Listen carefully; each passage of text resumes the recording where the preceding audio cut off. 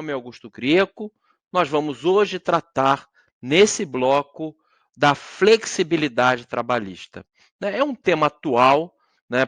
Pode ter aquela aparência de novidade, mas a flexibilização das relações de trabalho já é uma realidade de há algum tempo.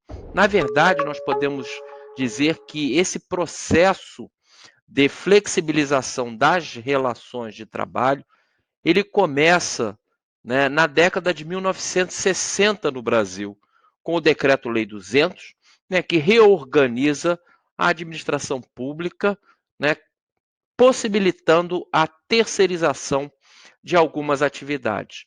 Logicamente, esse processo de terceirização daquelas atividades consideradas secundárias, né, as famosas atividades meio, também começou a ser implementada na iniciativa privada, né, com, né, a importação de alguns modelos, né, trazidos do exterior de gestão, né, da indústria, como o modelo toyotista, por exemplo. Né? Então, não é uma novidade, tivemos a Lei 6.019 na década de 70, né, criando aí a figura do trabalho temporário, e desde então nós, né, temos um processo contínuo de flexibilização das relações de trabalho, né, que culmina com a reforma trabalhista, né, a Lei 13.467, que pode ser considerado, né, um marco, talvez não um marco positivo para as relações de trabalho, né, mas um marco, né, em termos de flexibilização ampla, né, na medida em que, né, se atribui, né, uma suposta maioridade ao trabalhador, né, fazendo uma interpretação, né, de que ele, trabalhador, né, tem condições de deliberar em face do empregador as condições da relação de trabalho, sobretudo quando, né, ele é considerado trabalhador hipersuficiente, né, aquele trabalhador que tem, né, nível superior e ganha mais de 2 vezes o teto do regime geral de previdência social. Esse trabalhador ele pode negociar diretamente, sem a presença das entidades sindicais, com o seu empregador, né, todas as matérias do artigo 611-A.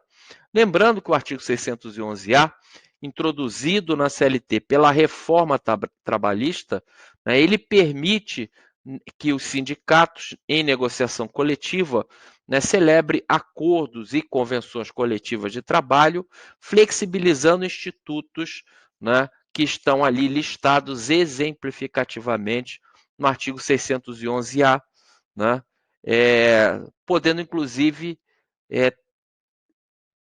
estabelecer regras menos protetivas que a legislação. Essa seria a ideia do negociado sobre o legislado da reforma trabalhista de 2017. Né? Então, nós vamos tratar de alguns temas, esse, né, cai, né, de vez em quando nas provas de concurso, né, tanto da magistratura quanto do Ministério Público, né? E a gente vai começar aqui a partir, né, dos ensinamentos da professora Vólia Bonfim. Ela defende, a professora Vólia, que o Brasil adotou a flexibilização legal e a flexibilização sindical. Para ela, a flexibilização legal é aquela que ocorre quando a própria lei prevê as exceções ou autoriza, em certas hipóteses, a redução de direitos. Né? Então, essa é a flexibilização legal. A própria lei estabelece possibilidade de redução do patamar de proteção. Já a flexibilização sindical é aquela que acontece quando as normas coletivas autorizam a diminuição de direitos. Né? Então, é a própria norma, o próprio instrumento coletivo de trabalho que permite ao empregador, no contrato de trabalho, né, em que aquele instrumento coletivo é aplicado, é reduzir os direitos dos trabalhadores. Tá? Bom, nós também temos o ministro Arnaldo Susequinde, né, infelizmente já falecido há algum tempo. Ele explica que a flexibilização ela pode se manifestar de 3 maneiras. Para Arnaldo Susequinde, então eu tenho a flexibilização de proteção, a flexibilização de adaptação e a flexibilização de desregramento. Né? Para Arnaldo Susequinde, então ele identifica 3 modalidades, 3 espécies de flexibilização. Flexibilização de proteção, de adaptação e a flexibilização de desregramento. Vamos ver cada uma delas. Flexibilização de proteção. Combina normas estatais, que como a gente sabe são normas heterônomas, né? São normas introduzidas no ordenamento jurídico por um terceiro, né, que não os sujeitos da relação de emprego, normalmente o Estado, né, com regras privadas, que são as normas autônomas, emanadas aí da coletividade, das próprias partes interessadas, através da negociação coletiva. Né? Então, na flexibilização de proteção, eu tenho, né, a combinação de normas estatais, né, e normas privadas para melhorar a condição social do trabalhador. Então, por exemplo, previsão de adicional de horas extras superior àquele previsto na lei. Né? Como a gente sabe, né, as horas extras têm o coeficiente de 50%, percentual de 50%, percentual de 50% sobre a hora normal. Mas eu posso ter um instrumento coletivo de trabalho que estabeleça para aquela empresa que as horas extras serão de 100% da hora normal. Essa é uma flexibilização de proteção. Né? Na verdade, essa flexibilização a gente poderia colocar entre aspas. Por quê? Porque aqui não há retrocesso social. Muito pelo contrário, aqui eu tenho um progresso social. Aquela ideia de que a gente já tratou do efeito cliquet, lá do artigo 7º caput da Constituição. São o direito dos trabalhadores urbanos e rurais, além de outros que visem a sua proteção social, além de outros que visem a sua proteção social, que vise a sua melhoria das condições sociais. Isso é que é o efeito cliquet. Né? Bom, e a flexibilização de adaptação? Tá? Revisa impégios à norma estatal em detrimento dos trabalhadores para preservar a empresa e os empregos em vista das circunstâncias econômicas. Né? E aí podemos ter como exemplo o artigo 58A da CLT, né, que trata do trabalho em regime de tempo parcial. Também poderíamos usar como exemplo, né, aqueles mecanismos da medida provisória 927, não convertida em lei, né, do teletrabalho no meio da pandemia, né, da redução da jornada com a redução de salário proporcional. Né, são medidas de flexibilização de adaptação àquela situação da pandemia da Covid-19. Né? E a outra espécie de flexibilização identificada pelo, né, ministro Arnaldo Susequinde é a flexibilização de desregramento. O que é a flexibilização de desregramento? Afasta as normas estatais e permite o regramento autonômico da matéria, mesmo que em prejuízo dos trabalhadores. Como exemplo, nós podemos ter, né, citar o artigo 611-A da CLT, introduzido pela Lei número 13.467, que é a reforma trabalhista de 2017, né, onde dá a ideia da prevalência do negociado sobre o legislado. Né?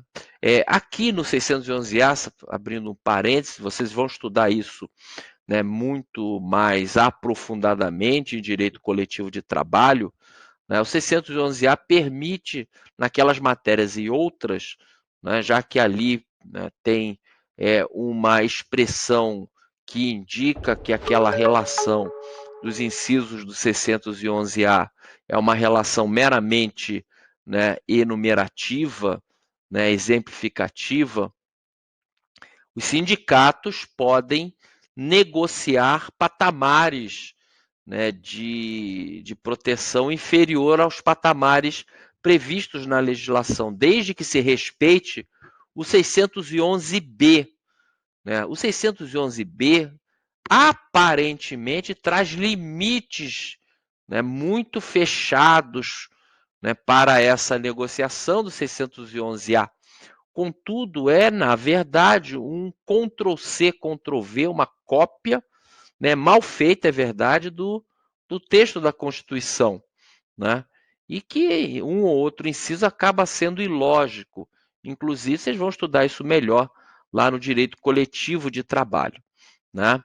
Então, né, a ideia é que eu tenha os sindicatos, sujeitos coletivos, negociando, né? Aqui, inclusive, podendo, à luz da reforma trabalhista, estabelecer um instrumento coletivo de trabalho, uma convenção coletiva de trabalho com um nível de proteção menor, né, do que o nível de proteção previsto na norma heterônoma. Né? Mas o mais interessante, né, aqui nessa questão é a possibilidade de uma pessoa, de um trabalhador, individualmente, né, negociar diretamente com a empresa, né, naquelas matérias do 611-A, quando ele tiver nível superior e quando ele, né, receber de remuneração mais de 2 vezes o teto da Previdência Social. Né? Isso, obviamente, não faz dele o trabalhador hipersuficiente, né, como passou a ser chamado na doutrina.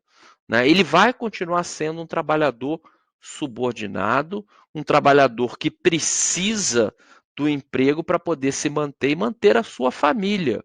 Né? Talvez esse trabalhador considerado hipersuficiente, né, ele, inclusive, tenha mais dificuldade de conseguir uma recolocação no mercado de trabalho. Tá? Então, né, essa seria a, né, flexibilização de desregramento. E aqui eu já trago, né, para vocês uma questão, né, que caiu no concurso do Ministério Público do Trabalho, né, o 20º concurso. É aquela questão que você precisa analisar as assertivas, né, normalmente 4 ou 5 assertivas, e depois assinalar qual a resposta que contempla a análise correta. Aqui eu selecionei para vocês, né, o inciso 3º da questão. Vamos ler. Né? O enunciado é: analise as assertivas abaixo expostas. E aí o inciso 3º, né, faz né, tem um texto. A desregulamentação do direito do trabalho consiste na direção legislativa de diminuir a regência normativa das regras heterônomas estatais sobre as relações trabalhistas, eliminando ou restringindo normas trabalhistas ou criando fórmulas de utilização do trabalho humano sem a incidência do direito do trabalho. Já a flexibilização trabalhista consiste na direção legislativa de permitir a negociação coletiva, maior espaço para atenuar a incidência das regras imperativas legais sobre as relações de trabalho, né? Bom, é verdade que o inciso é um pouco longo, né, mas a banca considerou, né, esse inciso terceiro como correto, como verdadeiro, né? Então, é assim que a gente tem que analisá-lo, né, e responder essa questão. Desregulamentação, na verdade, é retirar a lei, é afastar a incidência da lei, né, prevista pelo legislador. Já a flexibilização permite, por negociação coletiva, né, atenuar a incidência das regras imperativas, né, estabelecendo, por meio da negociação coletiva, o instrumento coletivo de trabalho, autorizado pelo legislador, né, a estabelecer, a pactuar, né, instrumentos coletivos com um patamar menos protetivo. Tá? Então, essa alternativa está correta. Está correta. Tá? Vamos avançar um pouco para os ensinamentos do professor e ministro Maurício Godinho Delgado. Né? O livro dele, né, merece ser lido, merece ser lido com estratégia, é verdade, né, mas é uma obra que a gente não pode deixar de consultar. Né? E ele separa os direitos trabalhistas em dois grupos. E essa classificação do ministro Godinho, ela é muito importante, né? Ele separa, né, os direitos em direitos de indisponibilidade absoluta e os direitos de indisponibilidade, ou seria melhor, disponibilidade relativa. Né? Então, existem alguns direitos que nem a autonomia coletiva pode, né, atingir, pode, né, desconstituir. Esses são direitos de indisponibilidade absoluta. Normalmente são direitos relacionados, né, à própria integridade física do trabalhador, à sua própria saúde, né, as férias, né, o respeito ao lazer, a jornada de trabalho importante, né? Jornada de trabalho, instrumento de proteção à saúde do trabalhador, né? Não tem sentido o parágrafo único do 611B, que diz que as normas de, né, jornada e intervalos não são consideradas como normas de saúde e medicina do trabalho. Tá? Enfim, tá? Alguns direitos trabalhistas específicos, né, serão considerados de indisponibilidade absoluta, enquanto outros são de indisponibilidade relativa, né? Ou seja, pode haver, né, negociação sobre aqueles institutos. Tá? Pois bem, os direitos de indisponibilidade absoluta, diz o professor e ministro Maurício Godinho Delgado, eles não poderiam ser flexibilizados por representarem o que o autor denomina de patamar civilizatório mínimo. Ou seja, né, aqueles direitos de indisponibilidade absoluta, eles não podem ser flexibilizados por instrumento coletivo de trabalho, porque estariam violando um conceito de mínimo existencial, de patamar civilizatório mínimo, que pode ser entendido como o conjunto mínimo de direitos que deve ser assegurado à pessoa humana, e no nosso caso ao trabalhador, para ter uma vida com dignidade. Né? Está diretamente relacionado ao conceito de trabalho decente que nós já estudamos. Né? Então, esse conceito de patamar civilizatório mínimo ou mínimo existencial, ele é um conceito diretamente ligado à dignidade da pessoa humana. Né? Isso é importante, porque nós não poderíamos estabelecer, por meio de instrumento coletivo de trabalho, né, cláusulas que atentem contra, né, que se choquem a esse patamar civilizatório mínimo, como, por exemplo, não posso flexibilizar, né, não posso flexibilizar normas de segurança do trabalho, né, fornecimento de equipamento de proteção individual adequado, não posso flexibilizar, né, a jornada para, né, que o trabalhador trabalhe em jornada exaustiva, né, não posso, né, estabelecer um salário mínimo hora inferior ao salário mínimo hora estabelecido, né, em lei federal. Então, né, esses direitos seriam de indisponibilidade absoluta, né, porque estão ligados diretamente a esse conceito importante de mínimo existencial. É verdade que é difícil conceituar o mínimo existencial ou o patamar civilizatório mínimo, né, mas a ideia é essa, é de que é um conjunto de direitos mínimos necessários para que a pessoa tenha uma vida com dignidade. Tá? Pois bem, vamos voltar aqui, né, para os ensinamentos do professor, né, e ministro Godinho. Ele diz que, né, o patamar civilizatório mínimo seria o limite da vedação ao retrocesso social. Limite da vedação ao retrocesso social. Nós já estudamos isso, né, o retrocesso social, mas aqui eu quero aproveitar e relembrar com vocês o conceito de efeito cliquê, né? Conceito de efeito cliquê. O conceito de efeito cliquê a gente, né, encontra lá no artigo 7º da Constituição da República.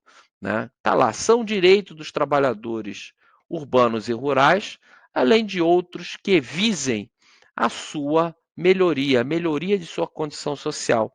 Né? Nós já vimos isso, né, num dos primeiros blocos. Né? A ideia é essa, a ideia é que, né, o trabalhador ele tenha, né, sempre uma expansividade dos direitos sociais, dos direitos trabalhistas, para melhorar a sua condição social. E a flexibilização que nós estamos, né, vendo, né, centrada, né, em teorias modernas, etc., a tendência é que, com a flexibilização, né, haja, né, uma erosão desses direitos sociais, trazendo uma, entre aspas, pioria da condição social do trabalhador, que logicamente entra em choque a clareza do artigo 7º da Constituição. E aí eu pergunto, né, qual seria, meus amigos, minhas amigas, a saída para essa crise cíclica do modelo capitalista? Né? Seria a flexi-segurança? Né? A flexi-segurança, né, alguns autores já, né, escrevem sobre isso, já entendem, inclusive, que esse seria, né, um modelo a ser implementado no Brasil, com flexibilização das condições de trabalho, né, permitindo maior liberdade contratual, né, sem as amarras de uma legislação protetiva trabalhista, né, enquanto que o trabalhador, quando atingido, por exemplo, por uma situação de desemprego, teria do Estado uma resposta social protetiva adequada. O que, obviamente, né, só no Brasil, pelo menos, né, só se vê um lado dessa história, porque o Estado ele não fornece uma proteção mínima suficiente e adequada para o risco social do desemprego. Né? Então, a ideia dessa flexi-segurança está aqui nesse esquema. Né? É uma terceira via a um modelo americano de total desregulamentação e a segurança do emprego surgido no modelo do direito europeu, né, do welfare state, né, da constitucionalização dos direitos sociais e com uma maior proteção assegurada pelo Estado. Então, olha o esquema aí para vocês, né, enxergarem a desregulamentação e a proteção rígida, modelos que seriam antagônicos, eles seriam compatibilizados por vamos dizer assim, um colchão de acomodação, que seria a denominada flexi segurança. Não é o total flex, né, da desregulamentação, né, nem, né, aquele modelo rígido. É uma flexi segurança, é uma flexibilização com segurança, né? E aí, José Afonso D'Alegrave Neto diz que a flexi-segurança tem inspiração em modelos discutidos em países europeus como Dinamarca, Holanda, a Suécia, países nórdicos, né, onde há, logicamente, uma devida e adequada proteção social. É uma nova onda que deseja, diz o D'Alegrave Neto, de um lado, flexibilizar ainda mais a mobilidade do emprego, facilitando as formas de contratação e dispensa sem ônus, e de outro, compensar a classe trabalhadora através de um robusto seguro-desemprego aliado a uma rigorosa política de recolocação de trabalho, né? Logicamente, né, é uma ideia interessante, é uma ideia, né, que funciona em países com cidadania, né, consolidada, mas no Brasil o que a gente poderia ter, e aí seria um risco, é se flexibilizar, né, ainda mais, né, as relações de trabalho, né, e que essa flexibilização, pelo menos até agora, não trouxe aumento da contratação, aumento no emprego, na empregabilidade, muito pelo contrário, e de outro lado, se entender que essas normas de proteção social seriam meramente normas programáticas e que nunca iriam ser implementadas na medida da exigência, né, da interposição do legislador infraconstitucional, né? Então, essa é a ideia da flexi-segurança. Na flexi-segurança, nós teríamos a proteção do mínimo existencial, daquele patamar civilizatório mínimo. Para ser flexi-segurança, né, a flexibilização deve contemplar um núcleo duro de proteção ao trabalhador. E o que seria, né, esse conceito de mínimo existencial? Marcelo Novellino diz que a partir dos princípios da dignidade da pessoa humana, da liberdade material e do Estado social, diz que o termo designa um conjunto de bens e utilidades básicas imprescindíveis a uma vida com dignidade. Então, o mínimo existencial, ele está relacionado ao núcleo de direitos fundamentais consagrados na Constituição, né, dando densidade ao valor da dignidade da pessoa humana. Se lembram dos blocos que a gente estudou, os direitos humanos, direitos fundamentais, né? Esse conceito de mínimo existencial está diretamente relacionado a esses direitos fundamentais da pessoa humana. E aí o Kazuo Watanabe, ele vai ao ponto nevrálgico. O mínimo existencial, além de variável histórica e geograficamente, é um conceito dinâmico evolutivo, presidido pelo princípio da proibição do retrocesso social, ampliando-se a sua abrangência na medida em que melhoram as condições sociais e econômicas do país. Efeito cliquê. Tá? Então vamos, né, ver, né, uma outra, né, questão, né, do concurso do Ministério Público do Trabalho, também naquele mesmo esquema, eu selecionei aqui para analisar com vocês o inciso primeiro, né, da questão.